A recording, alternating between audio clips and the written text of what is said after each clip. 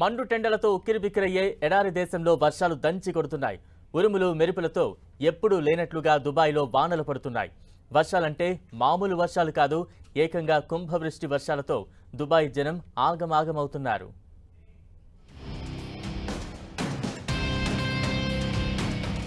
ఎడారి దేశాన్ని వణికిస్తున్న వానలు, కుంభవృష్టి వర్షంతో జనం ఆగమాగం.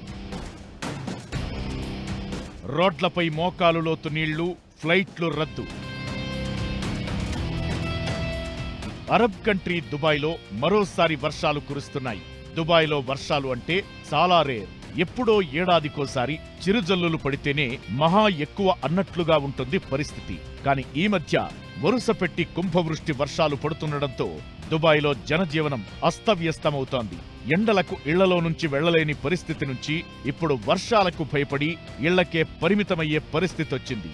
నెల రోజుల వ్యవధిలోనే రెండోసారి భారీ వర్షాలు పడుతున్నాయి. గత నెల 14-15న కుంభవృష్టి వర్షం దుబాయ్ని ముంచెత్తింది. అసలు దుబాయ్ చరిత్రలో ఎప్పుడూ లేనంత వర్షాలు పడ్డాయి. ఇప్పుడు మరోసారి చిరుజల్లులతో స్టార్ట్ అయి భారీ వర్షాలు పడుతున్నాయి. దుబాయ్లో కొన్నాళ్లుగా అస్థిర వాతావరణం కొనసాగుతోంది.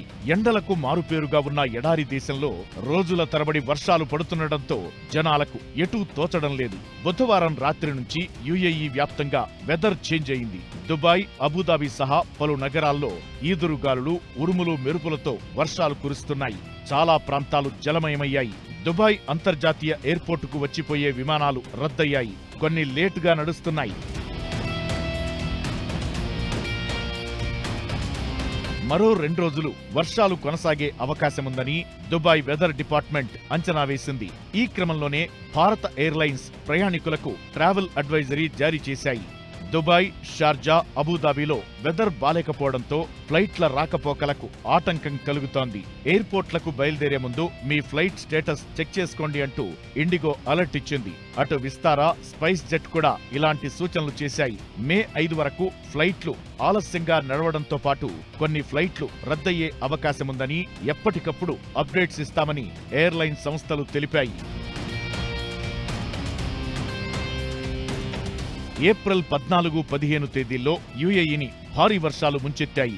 దుబాయ్లో ఏడాదిన్నరలో నమోదయ్యే వర్షపాతం కొన్ని గంటల్లోనే నమోదైంది. 1949 తరువాత గత నెలలోనే ఇక్కడ రికార్డు స్థాయిలో వర్షపాతం నమోదైనట్లు అక్కడి అధికారులు తెలిపారు. అయితే అప్పటితో పోలిస్తే ఇప్పుడు పడుతున్న వర్షాల ప్రభావం తక్కువే అయినప్పటికీ ప్రజలు అప్రమత్తంగా ఉండాలని అధికారులు సూచిస్తున్నారు.